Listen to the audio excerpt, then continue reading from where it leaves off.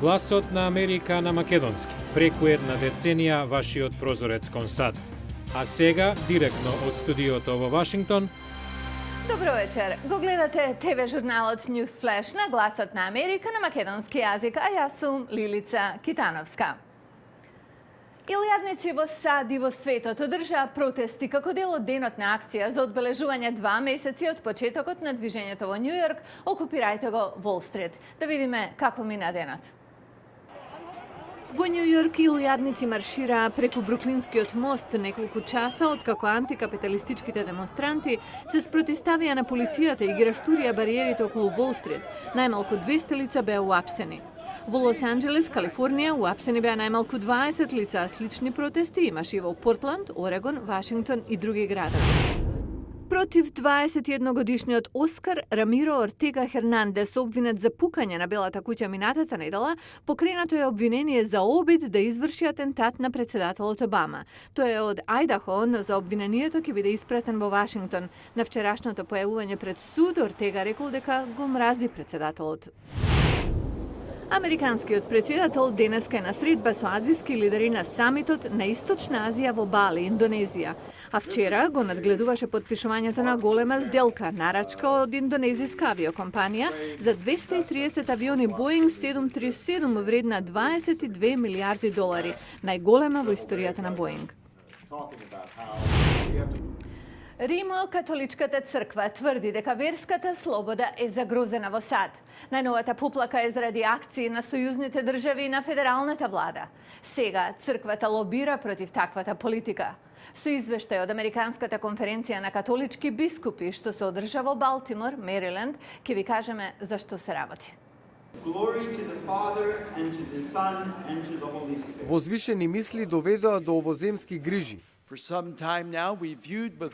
некое време многу не загрижува се поголемата ерозија на верските слободи на нашата почва. Бискупот Вилијан Лори председава со Комисијата за верска слобода на конференцијата на бискупите. Таа е креирана откако федералната влада го укина финансирањето на хуманитарните организации водени од бискупи заради забраната на црквата за употреба на контрацепција. Лори Нова гледа како на дел од поголемиот напор да се ограничи верската слобода. Постои еден вид на агресивен секуларизам во културата и законот што оди кон нејзино маргинализирање, што го прави животот потежок за верниците и верските институции. Бискупите велат дека верата е загрозена и со законите за истополови бракови кои се во сила во десетина американски држави. Тие лобираат за промена во законот за здравствена заштита на председателот Барак Обама за да се спречи милиони католици да дојдат до бесплатна контрацепција. Балтимор има долга историја на католицизам. Оваа католичка црква во близина на местото каде се собираат бискупите е најстарата американска катедрала. Така, тврдењето на бискупите дека нивната верска слобода е засегната не е мала работа. Минатата година бискупот Томас Олсмет екскомуницирал калугерка зашто и дозволила на мајка со здравствени проблеми да има абортус.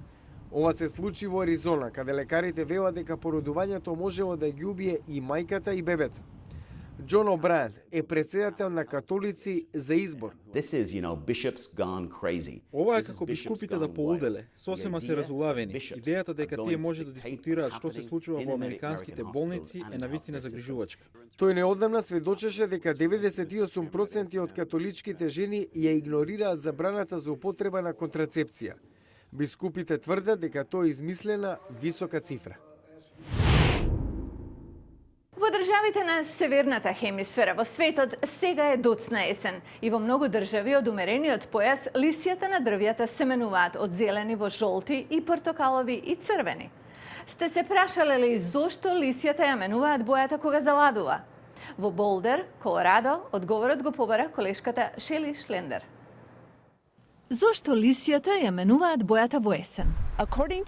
Според легендата, тројца ловци и куча избркале големата мечка на небото, ја убиле и крвта капела на листовите, боејќи ги во црвено. Сум слушнала дека причината е што Господ сакал да види различни бои во различни сезони, за да знае кое годишно време е. Мајка ми кажа дека тоа се случува ноќе, кога сите спијат, самовилите излегуваат и ги бојат. Дейв Садерленд е природонаучник во Boulder Mountain Parks. Тој вели дека боите всушност почнуваат да се менуваат уште во лето.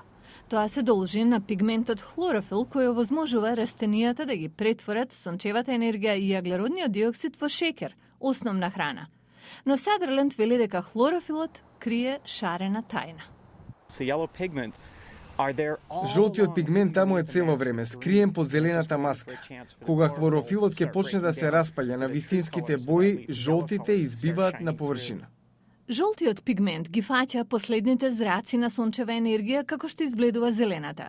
Црвената пак, вели Садерленд, е од друг пигмент, антосианин, што ги прави јагодите црвени и капините црни. Но лисијата не прават антосианин цело лето, туку само на есен. Со децении научниците верувале дека шеќерите заробени во лисијата што умираат, поттикнувале негово создавање. Сега има алтернативна теорија, дека растенијата намерно создаваат антосианин. Потемна боја им помага на лисијата што умираат да испретат последни количини хранливи материи генерирани од сонце во гранките и корењата. Еден од научниците која промовира оваа теорија е Бил Хоук од Државниот универзитет на Монтана. Овие лисија ќе бидат отфрлени многу брзо. Тие се трудат само да го заштитат нивниот фотосистем доволно долго за да спасат колку што е можно повеќе хранливи материи. Хоук додава дека жолтите пигменти всушност се антиоксиданти, што ги штитат лисијата не само во есен, туку за целиот нивни животен век. Ова научно објаснување може да нема многу врска со нашето естетско уживање во боите на есента, но ние и во понеделник остануваме со научниците и растенијата и фотосинтезата на далеку поважна мисија. Како да се надмудри природата? Како да се биде чекор понапред од глобалното затоплување? Како да се обезбеди храна за сите нас? Гледајте во понеделник по Newsflash. Го гледавте Newsflash на Гласот на Америка на македонски јазик. Јас сум Лилица Китановска од студиото во Вашингтон. И тоа е се за оваа емисија. Ве чекаме овде и во понеделник, а до тогаш нашата веб страница glasnaamerika.com ви е на располагање. Пријатен викенд!